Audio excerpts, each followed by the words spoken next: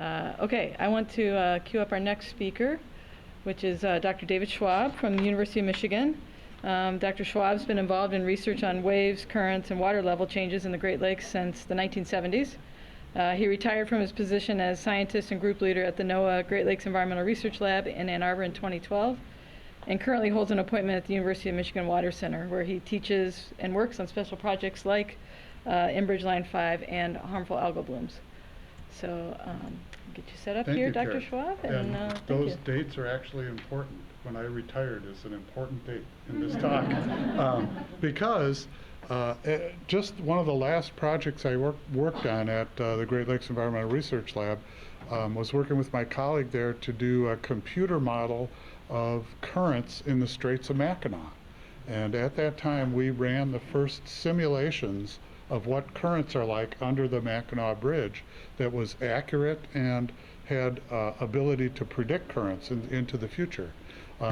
I retired. Eric took over my job at the lab. I got an appointment at the university at the Water Center, which is part of the Graham Sustainability Institute. Just at that same time, in 2012, there was a report commissioned by the National Wildlife Federation called Sunken Hazards. If you were a co-author of this report, raise your hand. Oh, Beth Wallace is going to speak later. She was one of the authors of this report. And even though I'm often quoted as the source of the saying that the Line 5 is, or the Straits of Mackinac are the worst place to have an oil spill, Beth and her co-author Jeff Alexander actually say that those currents also make the Straits one of the worst places in the Great Lakes for an oil spill in their report. So I think great minds think alike in those terms. But the important thing is, at the Water Center, the director was friends with the director of the Wildlife Federation here in Ann Arbor, and he said, Dave, I see you just did this thing about currents in the Straits. Did you know about this pipeline in the Straits? I said, I never heard of it until I read this report that Beth put out, and I wasn't alone. I think many people didn't know about that pipeline until then. He said, well, maybe you should talk to Andy Buxbaum over at the Wildlife Federation and see if there's anything you can do. And I think in the report, Beth would agree that they could see a problem, but they couldn't quantify how bad it might be if there was a spill up there. And I thought I might be able to help do that with some of the information we now had about currents in the Straits of Mackinac. So I'll tell you a little bit about what I know, what I learned, what we can model, what we can do, and what we found out about what currents in the Straits of Mackinac could do in the event of an oil spill. By the way, if you're interested in this report that this talk is based on, you can get it online at that website. And there's more information there and links and things too. And probably most of the websites for oil and water and flow and so on will have links to this stuff. So this is the report that Eric Anderson and I did in 2012, published in Journal of Great Lakes Research, scientific paper about a computer model for simulating flow. And what we learned in that paper is you really need to simulate the flow in all of Lake Michigan and all of Lake Huron to get the flow in the Straits correct. So these models need to do both lakes at the same time.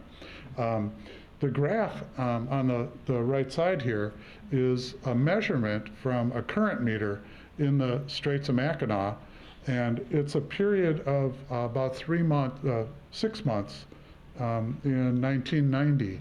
And what do you see in that? You see a lot of up and down, right? And that up and down is indicating flow eastward and westward through the Straits. Is that kind of bizarre? It's going in both directions and changing rapidly. Over a long period of time, we know that water has to get out of Lake Michigan and into Lake Huron. The amount of water that has to get out of Lake Michigan and into Lake Huron, if you graphed it on that graph, you wouldn't even see it. It would be almost zero compared to these oscillations. So there's huge amounts of water going back and forth every 2 or 3 days. If you average it over a long period, it accounts for that flow from Michigan to Huron, but it's changing direction all the time. This is amazing. There's nothing like it anywhere else that I know of. So the main results from that scientific paper were that flow in the Straits is constantly changing direction every 2.5, 1.5, 2.5, 3.5 days. Depends on weather conditions. The model that we developed uses the weather conditions to estimate what the flow is going to be like in the Straits, and it's very accurate. The oscillating flow, the amount of that flow can be up to 20 times the mean outflow from Lake Michigan to Lake Huron. That's why I'm saying it would be that mean flow is very small compared to the oscillating flow. And it's up to 5 or 10 times the flow over Niagara Falls. So there can be the 5 or 10 times the amount of water going over Niagara Falls can be moving from Michigan to Huron or Huron to Michigan, depending on the day of the week. But the good news is the time varying flow patterns can be now accurately predicted by this computer model. This model is being put into operation at NOAA, so it'll be run on a real-time basis, and the information will be available to Coast Guard or whoever. You know this stuff, I don't have to go through that, where the pipeline crosses the Straits, so on. So my study in 2016, the first study I did was in 2014, kind of a pilot study for the big effort in 2016. Using the currents from that Anderson-Schwab model, we did 840 simulated spills. And the reason you want to do that is that the conditions there vary so frequently, so often, that you can't tell, you can't predict what's going to happen. So to get a statistical estimate of the area that might be impacted, you have to look at a lot of different cases. So we ran 840 different cases. It's 840 different sets of weather conditions, different times during the year. And a case means releasing a simulated oil spill in the Straits and using this computer model to move the oil with the currents. And this is pretty well known how to do that kind of thing. So that part of it is not in question. The main purpose of this is to get 840 different estimates and hope that we can cover the range of possibilities of what might happen to oil.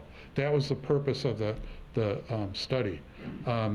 We used 3 different estimates for how much oil would be spilled.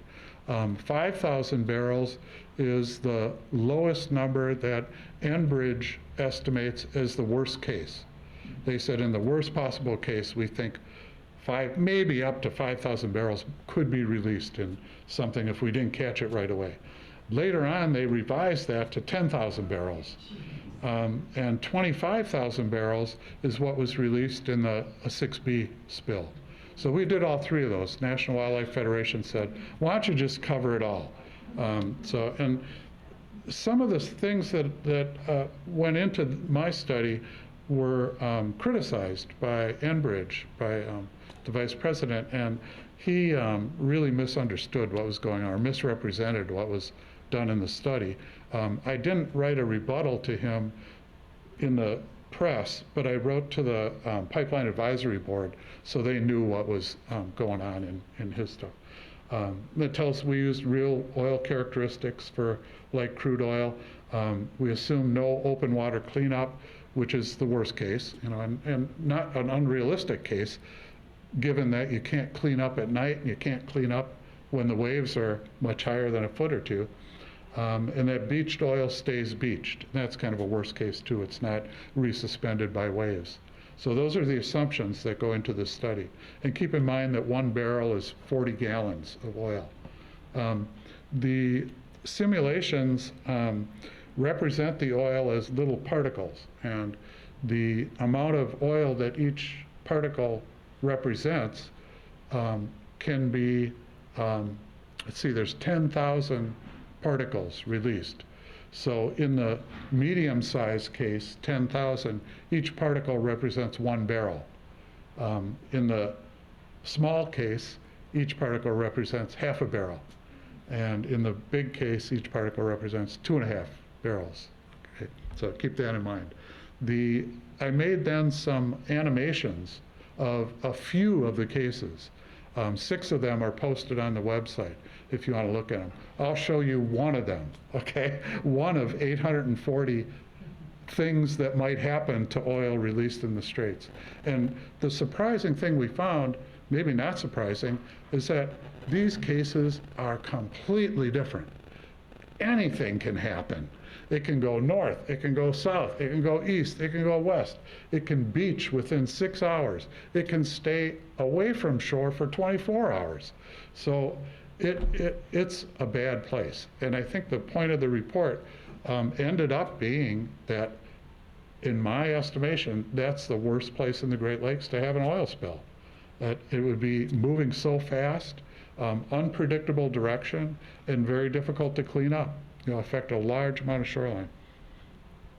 So here's one of the cases. We call it case 5. Uh-oh. Are we in trouble here? Oh, we'll see. And what you're going to see is little particles. Hopefully you'll see particles being released here. And watch the counter here. This tells the time after the release. This case starts on July 1st at 6 a.m. Okay? And then there's an elapsed time counter. And then this tells the percent of oil that has been beached and the percent or the amount of impacted shoreline. And impacted shoreline will be colored pink as the animation goes on. So you'll be able to see how far it spreads along the shoreline. And remember, this is just one of the cases. I picked one of the worst ones, so obviously, but everything in between happens too. So let's see if this will play now. Here. Oh, wrong one.